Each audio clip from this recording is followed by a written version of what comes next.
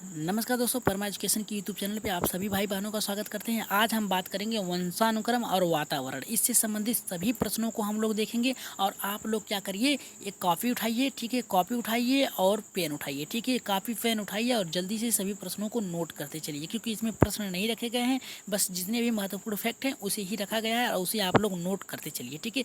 तो जिन भाई बहनों ने अभी तक हमारे चैनल को सब्सक्राइब नहीं किया तो जल्दी से सब्सक्राइब कर लीजिए और चैनल को सब्सक्राइब और शेयर कर दीजिए, ठीक है। तो चलिए देख लेते हैं क्या कर रहा है। जल्दी से एक बार शेयर करिए वीडियो को, एक बार शेयर करिए तो आगे बढ़ रहे हैं, ठीक है। शेयर करिए जल्दी से वीडियो को, क्योंकि आज बहुत ही वंशानुक्रम से जितने भी प्रश्न हैं यानी जितने भी महत्वपूर्ण तथ्य हैं उसे रखा गया है, ठीक है, ताकि आप लोगों से एक भी प्रश्न छूटे ना, ठीक है। चलिए देख लेते हैं क्या कर रहा है। यहाँ पे देखिए कर रहा है वंशानुक्रम। वंशानुक्रम होता क्या है? एक पीढ़ी से दूसरे पीढ़ी में शारीरिक और मानसिक गुणों का हस्तांतरण वंशानुक्रम कहलाता है, ठीक है। क्या होता है कि एक पीढ़ी से यानी ये अपने माता पिता से यानी उनके दादा दादी से उनके माता पिता में वो गुण आना, और उनके माता पिता से उनके बच्चों में आना, और उनके बच्चों से उनके बच्चों में आना, गुणों का हस्तांतरण ही क्या कहलाता है? वंशानुक्रम कहलाता है, ठीक है। यानी लगातार पीढ़ी दर पीढ़ी चलते रहना, ठीक है। चलिए देख लेते हैं यहाँ पे क्या करा है कि वंशानुक्रम का निर्धारण किसके द्वारा होता है? तो गुणसूत्रों की उपस्थिति और जिन करते हैं, ठीक है। गुणसूत्र वंशानुक्रम का निर्धारण गुणसूत्र और गुणसूत्रों में उपस्थिति जिन के कारण होता है। किसके कारण होता है? जिन के कारण होता है गुणसूत्रों में। तो याद रखिए जो गुणसूत्र होते हैं उनकी संख्या कितनी होती है? तो 23 होते हैं। 23 के जोड़े में बने होते हैं, ठीक है। याद रखिएगा 23 के जोड़े में बने होते हैं गुणसूत्रों के, ये कई बार पूछा जा चुका है। चलिए आगे देख लेते हैं क्या करा है यहाँ पे। वंशानुक्रम की प्रक्रिया कौन कौन सी है, देखिए कैसे कैसे बनता है, ठीक है। वंशानुक्रम पहले अंडाणु होता है, फिर शुक्राणु होता है। अंडाणु और शुक्राणु मिलकर युग्मज और प्लस ब्लास्टोसिस्ट मिलकर क्या करते हैं? गुणसूत्रों का निर्माण करते हैं, ठीक है। अंडाणु और शुक्राणु बराबर होते हैं हमारे यहाँ पे युग्मजनज और प्लस ब्लास्टोमिस्ट, ठीक है। ये मिल के क्या करते हैं? गुणसूत्रों का निर्माण करते हैं, जिनकी संख्या कितनी होती है? 23 होती है, ठीक है। 23 गुणसूत्र होते हैं हमारे शरीर में, ठीक है, जो पीढ़ी दर पीढ़ी बदलते रहते हैं, ठीक है। यानी एक बदलते नहीं, हस्तांतरण होते रहते हैं, ठीक है। तो चलिए देख लेते हैं आगे क्या कह रहा है हमारा। देखिए यहाँ पे कह रहा है हमारा कि गुणसूत्रों यानी देखिए गुणसूत्रों के कारण होता क्या है, ठीक है, कि कौन से गुणसूत्र क्या किसमें मिलेंगे, और माता और पिता के गुण कौन से गुणसूत्र मिलने के कारण लड़का या लड़की उत्पन्न होते हैं, ठीक है। तो चलिए देख लेते हैं यहाँ पे क्या कह रहा है। पहला देख लेते हैं यक्स यक्स, यानी कह रहा है कि यक्स यक्स जो अगर मेल और फीमेल के, ठीक है, मेल और फीमेल के गुणसूत्र यक्स वाई में से, ठीक है, यक्स वाई में से अगर देख लीजिए यहाँ पे कह रहा है कि यक्स यक्स यानी माता के यक्स और वाई और पिता के वाई और यक्स, ठीक है, ऐसे रखे हैं ताकि मिल ना पाए, ठीक है, मेल और फीमेल, ठीक है। इनके जो होते हैं गुणसूत्र अगर अगर यक्स यक्स मिल रहे हैं, ठीक है, अगर यक्स यक्स मिल रहे हैं तो क्या होंगे? यहाँ पे फीमेल पैदा होंगे, ठीक है। और अगर यहीं पे अगर वाई और यक्स और वाई अगर मिल रहे हैं, ठीक है, माता के यक्स और पिता के वाई मिल रहे हैं, ठीक है, वाई मिल रहे हैं, तो आपके क्या होंगे? मेल, ठीक है, यानी लड़के पैदा होंगे, ठीक है। तो यहाँ पे देख लीजिए, यहाँ पे बना है कि यक्स यक्स गुणसूत्र मिलने से लड़की यानी बेबी गर्ल्स उत्पन्न होती है, और यहाँ पे कह रहा है यक्स वाई गुणसूत्र मिलने से क्या होता है? यहाँ पे लड़का भी होता है, ठीक है, बॉय बेबी बॉय होता है, ठीक है। तो चलिए देख लेते हैं जीन के 2 समूह होते हैं। जीन के कितने समूह होते हैं? तो याद रखिएगा जीन के 2 समूह होते हैं, ठीक है। जीनोटाइप होता है और एक होता है फिनोटाइप। जीनोटाइप जीनों पर निर्भर करता है, फिनोटाइप हमारे बाहरी वातावरण यानी उनके पीढ़ी दर पीढ़ी चलने वाले प्रक्रियाओं से होता है, ठीक है। तो यहाँ पे देखिए पहले जीनोटाइप के बारे में पता कर लेते हैं क्या होता है, ठीक है। यहाँ पे देख लेते हैं जीनोटाइप जो होता है ऐसे गुण जो प्रत्यक्ष रूप से दिखाई नहीं देते हैं, ठीक है। जीनोटाइप जो होते हैं प्रत्यक्ष रूप से दिखाई नहीं देते, जैसे हमारा जो होता है शरीर के अंदर का जो बनावट है या फिर जो है क्रियाएं हैं गुण हैं जो वो दिखाई नहीं देते हैं, ठीक है। जैसे में हमारे हो गए रक्त जब तक आप कटेगा नहीं तब तक दिखाई नहीं देता है, ठीक है। तो यहाँ पे जीनोटाइप ऐसे गुण जो दिखाई नहीं देते हैं लेकिन शरीर में रहते हैं, ठीक है, जैसे हड्डियाँ, ठीक है। अब जैसे यहाँ पे देखिए दूसरा फिनोटाइप, ऐसे आनुवंशिक गुण जो प्रत्यक्ष रूप से, ठीक है, यहाँ पे जो प्रत्यक्ष रूप से दिखाई देते हैं, जैसे आँखों का रंग, बालों का रंग, लंबाई, ठीक है। अब यहाँ पे हम देखिए एक टाइप और निकाल सकते हैं जीनोटाइप में, जैसे माता पिता से जो यानी दादा दादी से जो गुण हमारे अंदर आए रहते हैं, माता पिता से जो गुण आए रहते हैं, जैसे शिष्टाचार का हो गया, बुद्धिमानी का हो गया, ये दिखाई नहीं देते हैं लेकिन होते हैं, ठीक है। और यहाँ पे बात कर रहा है कि फिनोटाइप यानी जो दिखाई दे, आँखों का रंग माता पिता से मिलता होता है, बालों का रंग जैसे अगर पिता का भूरा कलर का है तो लड़के का भी भूरा कलर का होगा, या फिर ब्लैक है तो ब्लैक हो जाता है, ठीक है। ऐसे ही जो होते हैं फिनोटाइप यानी जो दिखाई देते हैं, ठीक है। अब चलिए देखते हैं वंशानुक्रम के नियम। ठीक है, वंशानुक्रम के नियम क्या क्या है और किसने किसने दिया है। ठीक है, वंशानुक्रम नियम के पहले आता है समानता का नियम, जिसमें माता पिता जैसे बच्चे होते हैं। ठीक है, समानता का नियम में ये होता है कि माता पिता से जो बालक उत्पन्न होते हैं वो एकदम समान माता पिता जैसे ही होते हैं। ठीक है, यानी उनमें कोई परिवर्तन नहीं होता है, जैसे वो मिले जुले यानी एक समान जैसे होते हैं। ठीक है, चलिए आगे देख लेते हैं हमारा दूसरा क्या कह रहा है। देखिए दूसरा कह रहा है कि विभिन्नता का नियम, यानी इस नियम के अनुसार बालक अपने माता पिता से बिल्कुल समान नहीं होता, यानी माता पिता के समान बालक नहीं होता है, अलग होता है। ठीक है, अगर पिता की लंबाई अगर है तो बालक की जो लंबाई होती है छोटी होती है। ठीक है, अगर पिता की लंबाई छोटी होती है तो बालक जो होता है लंबा होता है, यानी उनके समान नहीं होता है। ठीक है, अब देखिए यहाँ पे कह रहा है कि तीसरा कह रहा है कि प्रत्यागमन का नियम। ठीक है, माता पिता के बिल्कुल विपरीत गुण, विपरीत गुण का मतलब ये चला जाएगा आपके दादा दादी में। ठीक है, दादा दादी में चला जाएगा। ठीक है, दादा में चला जाएगा या फिर उनके अपने पूर्वजों में चला जाएगा, उनसे मिलता जुलता होगा, चाचा चाची से मिलता, चाचा से मिलता चला जाएगा, दादा से मिलता या फिर नाना से नानी से। ठीक है, यहाँ पे इनसे। ठीक है, अब देखिए यहाँ पे माता पिता से तात्पर्य ये है कि माता के जो होते हैं माता के माता होते हैं। ठीक है, उनके पिता होते हैं। ठीक है, उनके पिता, और पिता के क्या होते हैं, पिता के पिता माता होते हैं, पिता होते हैं। ठीक है, इनसे गुण यानी इन सबों से भी गुण जो होते हैं वो अपने बालकों में, इनके बालकों में देखे जा सकते हैं, लेकिन अपने इनके समान नहीं होते हैं। ठीक है, तो चलिए देख लेते हैं आगे वंशानुक्रम सिद्धांत क्या है, किसने किसने दिया है। तो यहाँ पे देख लेते हैं वंशानुक्रम के सिद्धांत जो है बहुत ही महत्वपूर्ण है। यहाँ पे देखिए पहला करा है कि बीजकोष के निरंतरता का सिद्धांत। यहाँ पे देखिए निरंतरता का सिद्धांत बीजकोष की करा है। ये सिद्धांत बीजमैन ने दिया था। इन्होंने बताया था कि बच्चे जन्म देने वाला बीज कोष जो होता है कभी नष्ट नहीं होता है, पीढ़ी दर पीढ़ी चलता रहता है। ठीक है, यानी बच्चों को जो जन्म देता है बीजाकोष, बीजाकोष का अर्थ होता है जहाँ पे बालक की उत्पत्ति होती है, निर्माण होता है। ठीक है, वो क्या होता है, कभी नष्ट नहीं होता है। ठीक है, ये पीढ़ी दर पीढ़ी चलता रहता है। ठीक है, चलिए आगे देख लेते हैं इन्होंने क्या कहा था। इन्होंने ही कहा था कि उपार्जित गुणों का असंचरण का सिद्धांत, यानी जो उपार्जित गुणों का असंचरण का सिद्धांत है किसने दिया था, बीजमैन ने दिया था। तो इन्होंने क्या कहा था, अर्जित गुणों का पीढ़ी दर पीढ़ी दूसरे में नहीं होता है। ठीक है, इन्होंने कहा था कि पीढ़ी यानी बालक जो होते हैं इनके माता पिता का जो गुण है उनके बालकों में नहीं होता है। ठीक है, और जो उनके दादा दादी उनसे हट के होता है। ठीक है, कहीं दूसरे से पड़ जाता है, यानी उनके वातावरण पे निर्भर कर देता है। ठीक है, इनसे हट के उनके वातावरण के रहन सहन पे चला जाता है। ठीक है, अब देखिए यहाँ पे कह रहा है कि उपार्जित गुणों में संरचना का सिद्धांत। यहाँ पे देखिए किसने दिया था, लैमार्क ने दिया था। ठीक है, इन्होंने ही बताया था कि जो जिराफ होता है, जो जिराफ है, ठीक है, इसकी गर्दन लंबी हुई थी, किसके कारण हुई थी, जो एक बार बहुत बड़ी तबाही आई थी जिसके कारण कुछ जिराफ बच गए थे और इनकी समूच समस्या ये उत्पन्न हो गई थी कि जो पेड़ पौधे थे वो बहुत लंबे लंबे होते थे। ठीक है, और उन्हें खाने के लिए, उनके पत्तियों को खाने के लिए अपनी गर्दन उचकाना पड़ता था, जिसके कारण इनकी गर्दन जो लंबी हो गए, और यही सिद्धांत इनके यही कराता है कि हस्तांतर चला जाता है। ठीक है, यानी पीढ़ी दर पीढ़ी चलता चला गया कि उनके बच्चे जो होते हैं उनकी पीढ़ी, उनकी गर्दनें लंबी होती चली गई। ठीक है, लेकिन इस पर भी विवाद था, लेकिन आगे बताएंगे इसे। चलिए देख लेते हैं अगला क्या करा है हमारा। यहाँ पे करा है तीसरा कि जीव संख्याकी का सिद्धांत, यानी जीव के संख्याकी का सिद्धांत गाल्टन ने दिया था। किसने दिया था, गाल्टन ने दिया था। और देख लेते हैं इन्होंने क्या कहा था, बालक में गुणों का हस्तांतर केवल माता पिता से ही न होकर पूर्वजों से होता है। देखिए हमने ऊपर ही बता दिया था कि इनके पूर्वजों से होता है, जैसे जब आपके माता हैं और पिता हैं। ठीक है, और देखिए माता के भी माता होंगी, उनके पिता होंगे। ठीक है, और पिता के भी पिता होंगे। ठीक है, और माता उनकी होंगी और उनके पिता होंगे। तो इनके पीढ़ी दर पीढ़ी गुणों का हस्तांतरण इनके माता पिता से न होकर इनसे चला जाता है। ठीक है, कुछ इनके गुण भी आ जाते हैं, जैसे किसी के कहते होंगे कि अरे ये तो हमारे दादाजी को पड़ गया है। ठीक है, दादाजी ये भी हमारे बहुत गुस्सैल थे या फिर बहुत पढ़ने में अच्छे थे। अरे ये तो नाना का पड़ गया है। ठीक है, बहुत ही बिजनेसमैन थे, ये भी बिजनेसमैन होगा। ठीक है, तो यही गुण क्या होता है, अपने माता पिता से न पढ़ के बालक में चला जाता है। ठीक है, बालक इन्हीं के गुणों का निर्धारण करने लगता है, यानी उनके गुणों के अनुसार चलने लगता है। ठीक है, तो यही कहलाता है कि इनके माता पिता से न होकर पूर्वजों से चला जाता है। ठीक है, चलिए आगे देखते हैं क्या करा है मेंडल। जॉन मेंडल को कौन नहीं जानता है, इन्होंने ही मटर के पौधे पे अपना प्रयोग किया था।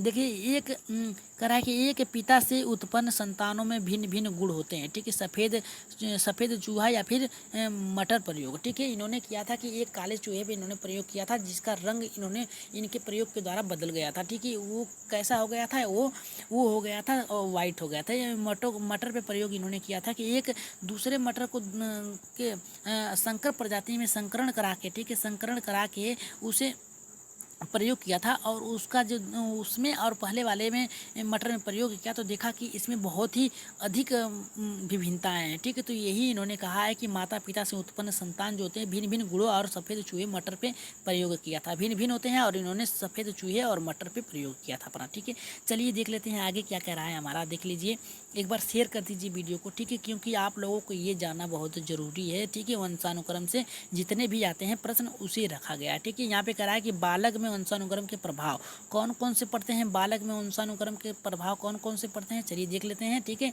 कह रहा है कि मूल प्रवृत्ति का सिद्धांत, यानी मूल प्रवृत्ति यानी उनकी कौन कौन सी उनकी सोचने समझने यानी कि माता पिता जो गुण हैं वो उसके करा के, और शारीरिक लक्षणों का प्रभाव। ठीक है, शारीरिक लक्षणों पर प्रभाव यानी पड़ता है, या बालक लंबा है, छोटा है, बड़ा है, इससे पड़ता है। ठीक है, सामाजिक स्थिति पर पड़ता है, बालक की सामाजिक वातावरण कैसी है। ठीक है, बालक की सामाजिक वातावरण कैसी है वो भी बालक के वंशानुक्रम और उसके जीवन पर प्रभाव पड़ता है। ठीक है, चरित्र निर्माण, ठीक है, उसका चरित्र कैसा है, उसके माता पिता का चरित्र कैसा है वो भी प्रभाव डालता है। महानता का नियम, ठीक है, महानता यानी उत्साहत यानी प्रोत्साहन देने का बात कर रहा है यहाँ पे। वृद्धि का प्रभाव, ठीक है, वृद्धि किस प्रकार से उसकी वृद्धि हो रही है, उसकी शारीरिक मानसिक वृद्धि जो होती है उस पर निर्भर करता है। ठीक है, तो चलिए आगे देखते हैं क्या कर रहा है, वंशानुक्रम की परिभाषा क्या है। ठीक है, वंशानुक्रम की परिभाषा किसने किसने दिया है, पहला करा है कि वुडवर्थ ने। वंशानुक्रम में वो सभी बातें आती है जो जीवन का आरंभ करते हुए समय और जन्म दोनों होता है। ठीक है, और तीसरा यहाँ पे आगे कह रहा है कि एक समय नहीं वरन गर्भाधान के समय जन्म से लगभग 9 माह पूर्व व्यक्तित्व की उपस्थिति होती है। यहाँ पे देखिए वुडवर्थ ने कहा था कि वंशानुक्रम वे सभी बातें आ जाती हैं जीवन से आरंभ होते समय, ठीक है, जन्म तक। ठीक है, यानी जीवन से मृत्यु तक वो सभी जो बातें हैं गुण हैं वो आ जाते हैं। और कहा था कि समय नहीं वर्ण गर्भाधान यानी कि उसके समय जन्म के समय नहीं वर्ण गर्भाधान से यानी जन्म से लेकर गर्भाधान से लगभग 9 माह के पूर्व व्यक्तित्व की उपस्थिति होती है, उनके गुणों की उपस्थिति होती है। ठीक है, बालक जो होता है वुडवर्थ ने कहा था कि जन्म से लेके यानी गर्भाधान तक उसके 9 माह तक उसके जो गुण होते हैं वो उनमें उपस्थित हो जाते हैं। ठीक है, चलिए आगे देख लेते हैं क्या कह रहा है यहाँ पे देखिए डगलस या हॉलैंड ने कहा था कि एक व्यक्ति से वंशानुक्रम में वे सब शारीरिक बनावट शारीरिक विशेषताएं क्रियाओं और क्षमताओं सम्मिलित रहती है। ठीक है, इन्होंने कहा था कि एक व्यक्ति में शारीरिक वंशानुक्रम वे सब शारीरिक बनावट शारीरिक विशेषता क्रियाएं क्षमता और सम्मिलित रहती हैं जिनको वह अपने माता पिता व पूर्वजों से प्राप्त करता है। ठीक है, यहाँ पे कह रहा है डगलस ने कहा था कि व्यक्ति के वंशानुक्रम और वातावरण में उपस्थित सभी विशेषताएं जो होती हैं क्षमताएं सम्मिलित होती है जो उसके माता पिता और पूर्वजों में होती है। ठीक है, तो चलिए देख लेते हैं आगे क्या कह रहा है। रूट वेल्टन ने क्या कहा था, यहाँ पे देखिए इन्होंने कहा था कि वंशानुक्रम माता पिता से संतान को प्राप्त करने वाले गुणों का नाम है। ठीक है, यानी सभी को पता है अगर वंशानुक्रम की बात कर दिया था तो उनके माता पिता दादा दादी नाना नानी चाचा चाची सभी के गुणों का हस्तांतरण एक पीढ़ी से दूसरी पीढ़ी में होता है। ठीक है, चलिए आगे देखते हैं क्या है। जेम्स ड्रेवन ने क्या कहा था। ठीक है, छोड़िएगा क्लास में सभी लोग चले जा रहे हैं। ठीक है, यहाँ पे देखिए जो प्रश्न आते रहते हैं उसे पहले ध्यान से देख लीजिए। ठीक है, यहाँ पे देखिए जेम्स ड्रेवर की बात कर रहा है, माता पिता की शारीरिक एवं मानसिक विशेषता का संतानों में हस्तांतरण होना वंशानुक्रम कहता है। जेम्स ड्रेवर ने कहा था कि माता पिता की शारीरिक एवं मानसिक विशेषताओं का संतान में हस्तांतरण होना वंशानुक्रम कहलाता है। ठीक है, चलिए आगे देख लेते हैं क्या कह रहा है कि पीजी जिस्वर्ट ने क्या कहा था। ठीक है, देखिए प्रकृति में उपस्थित पीढ़ी का कार्य माता पिता द्वारा संतानों में कुछ जैविक मानसिक मनोवैज्ञानिक विशेषताओं का हस्तांतरण करना इस प्रकार को हस्तांतरित विशेषताओं की मिली जुली गठन होती है जो वंशानुक्रम के नाम से पुकारा जाता है। ठीक है, इनके कहने का तात्पर्य यही है कि माता पिता से उत्पन्न जो बालक होते हैं उनके दादा दादी पूर्वजों से मिली या उनके माता पिता से मिली जो गुण हैं उसे वंशानुक्रम कहा जाता है। ठीक है, इनके कहने का तात्पर्य यही है। ठीक है, चलिए देख लेते हैं आगे क्या कह रहा है कि H.C. पीटरसन ने क्या कहा है, व्यक्ति को माता पिता से पूर्वजों की ओर जो विशेषताएं प्राप्त हैं उसे वंशानुक्रम कहते हैं। ठीक है, यानी इन्होंने कहा, पीटरसन ने कहा था, व्यक्ति को अपने माता पिता पूर्वजों से जो विशेषताएं प्राप्त होती है उसे वंशानुक्रम कहा जाता है। ठीक है, यहाँ पे देखिए हम उन सभी लोगों को पकड़ेंगे, सभी लोग क्या कहा है कि कौन सा सीट में आ जाए कोई कन्फर्म नहीं है। ठीक है, तो हम सभी लोगों को इनके विचारों को हमने रखा है। ठीक है, यहाँ पे देखिएगा जे थॉमसन ने क्या कहा है, जे एस थॉमसन ने वंशानुक्रम क्रमबद्ध पीढ़ियों के बीच उत्पत्ति संबंधित रस संबंध के लिए सुविधाजनक है। क्या रहा है, जो थॉमसन ने कहा है कि वंशानुक्रम क्रमबद्ध यानी क्रमबद्ध एक पीढ़ी से दूसरी पीढ़ियों के बीच यानी क्रम से चलते हुए उत्पत्ति संबंधित रस संबंध सुविधाजनक होती है, सब शब्द कहलाता है। ठीक है, तो चलिए आगे देख लेते हैं वातावरण का अर्थ क्या होता है। देखिए यहाँ पे वातावरण की बात क्या है, तो वातावरण का अर्थ क्या होता है, चलिए देख लेते हैं। याद रखिएगा जो गुणसूत्र होते हैं उनकी संख्या कितनी है, 23 के जोड़े में होते हैं। ठीक है, कितने के, 23 के जोड़े में होते हैं। ठीक है, चलिए देख लेते हैं आगे क्या कह रहा है। देखिए यहाँ पे आगे कह रहा है कि वातावरण के लिए पर्यावरण शब्द का प्रयोग किया जाता है। ठीक है, वातावरण के लिए किसका प्रयोग किया जाता है, पर्यावरण, क्योंकि पर्यावरण में हमारे जैविक और अजैविक घटक दोनों आ जाते हैं। ठीक है, भौतिकी घटक भी आते हैं। ठीक है, इसके अंतर्गत वातावरण में उपस्थित। ठीक है, पर्यावरण का तात्पर्य क्या होता है, परिधन आवरण। ठीक है, यहाँ पे देखिए परिधन आवरण। ठीक है, आवरण। ठीक है, आवरण का अर्थ यहाँ पे क्या होता है, चलिए देख लेते हैं। ठीक है, इसका होता है, परि का अर्थ होता है चारों ओर, आवरण का अर्थ होता है चारों ओर से घिरे हुए। ठीक है, परि का अर्थ होता है आवरण। ठीक है, ठीक है, परि का अर्थ होता है चारों ओर और आवरण का अर्थ होता है चारों ओर से घिरे हुए। ठीक है, हमारे आसपास जितनी भी पर्यावरणीय घटनाएं हैं इससे घिरा हुआ ही हमारा क्या कहलाता है, पर्यावरण कहलाता है। ठीक है, चलिए देख लेते हैं यहाँ पे क्या कर रहा है कि यहाँ पे कह रहा है कि पर्यावरण का अर्थ है चारों ओर से ढकने वाला। ठीक है, पर्यावरण का अर्थ जो होता है चारों ओर से ढकने वाला होता है। ठीक है, चलिए देख लेते हैं व्यक्तित्व को चारों ओर से कुछ ना कुछ घिरे हुए है जिसे वो वातावरण कहते हैं। ठीक है, व्यक्ति जो होता है चारों ओर से किसी न किसी जीव, वस्तु या फिर प्राकृतिक चीज़ों से घिरा हुआ है, उसे ही क्या कहते हैं, हम वातावरण कहते हैं। ठीक है, चलिए देख लेते हैं आगे क्या कर रहा है, प्रकृति बनाम पोषण। ठीक है, प्रकृति बनाम पोषण। ठीक है, क्या होता है प्रकृति बनाम पोषण, क्या होता है प्रकृति बनाम पोषण में देखिए नेचर ऑफ द नेचर। ठीक है, यहाँ पे देखिए कह रहा है कि अनुवंशिकता और वातावरण, इसके अंतर्गत क्या आता है, अनुवंशिकता और वातावरण। ठीक है, यहाँ पे वुडवर्थ ने क्या कहा है, इसे भी देख लेते हैं हम लोग। वुडवर्थ ने कहा है कि विकास अनुवंशिकता और वातावरण का गुणनफल है। ठीक है, यहाँ पे कहा है कि वुडवर्थ ने कहा है कि विकास जो है अनुवंशिकता और वातावरण का क्या होता है, यहाँ पे गुणनफल होता है। ठीक है, यहाँ पे देखिए यहाँ पे डिवाइड क्या है, डी से आपको यहाँ पे अनुवंशिकता से डिवाइड यहाँ पे इंगित किया गया है, एच सी ह्यूमन गुणे अर्थ। ठीक है, अर्थ। ठीक है, वातावरण और अनुवंशिकता। ठीक है, इनके मिलने से ही क्या होता है, हमारा वातावरण का निर्माण होता है। ठीक है, यहाँ पे चलिए देखते हैं वातावरण का प्रभाव क्या होता है। यहाँ पे देखिए वातावरण का प्रभाव हमारा जान लेते हैं कौन कौन सा होता है, इससे प्रभाव कौन कौन से होते हैं ये भी जानना हमारे लिए बहुत ही ज़रूरी है। चलिए देख लेते हैं।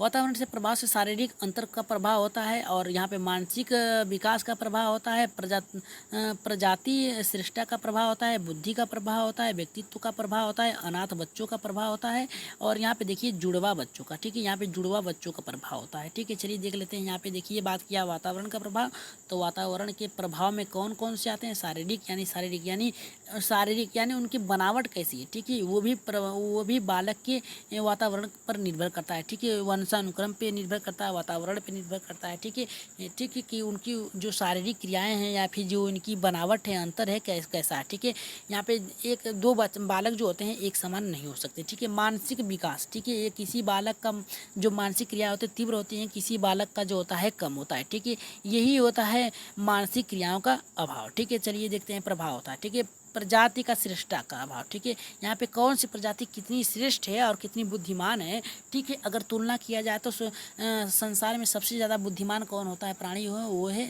है इंसान। ठीक है, इसके बाद कौन सा आता है, आपका डॉल्फिन आती है। ठीक है, डॉल्फिन आती है। याद रखिएगा मनुष्य जो है अपने बुद्धि का सिर्फ 11% ही प्रयोग करता है। ठीक है, 11% ही प्रयोग कर रहा है। ठीक है, यहाँ पे मनुष्य जो, और आप लोगों को बता दें कि जो डॉल्फिन होती है, ठीक है, डॉल्फिन जो होती है ये अपने बुद्धि का 20% प्रयोग करती है। कितना प्रयोग करती है, 20। यानी जीवों में सबसे ज़्यादा बुद्धिमान कौन सा जीव है, तो वह है डॉल्फिन। ठीक है, ये इसका देखिए 20% प्रयोग करने का तात्पर्य ये है कि ये बिना बोले, ठीक है, बिना बोले यानी एक दूसरे से बातें कर सकती हैं, ठीक है, यानी अपने मानसिक यानी क्रियाओं से द्वारा, जिसे नहीं कहा जाता कि मन की बातों को जान लेना, ठीक है। डॉल्फिन जो होता है एक अपने दिमाग के माध्यम से यानी अपने 20% बुद्धि का प्रयोग करती हैं, ठीक है, और एक दूसरे से बातें करती है बिना आवाज़ के, ठीक है। यहाँ पे बुद्धि का प्रभाव भी होगा और व्यक्तित्व का भी प्रभाव होगा, ना तो बच्चों का भी प्रभाव होगा। चलिए आगे देख लेते हैं क्या करा है। जुड़वा 2 प्रकार के होते हैं, ठीक है। यहाँ पे देखिए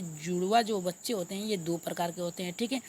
यहाँ पे देखिए कह रहा है कि इंडेक्टली और ट्विंस और यह कह रहा है फ्रंटनल ट्विंस, ठीक है। चलिए देख लेते हैं इसका अर्थ क्या होता है, ठीक है। पर्यावरण का परिभाषा यहाँ पे देखिए आगे कह रहा है कि पर्यावरण की परिभाषा क्या है, चलिए देख लेते हैं। यहाँ पे कह रहा है कि बोरिंग लैंगफील्ड व वेल्ड, ठीक है, इन्होंने क्या कहा था कि पितृकों के अलावा व्यक्तियों को प्रभावित करने वाले वस्तु वातावरण कहलाते हैं, ठीक है। वस्तु क्या है, यहाँ पे टाइप करने में गड़बड़ी होगी है, ठीक है, वस्तु होगा यहाँ पे।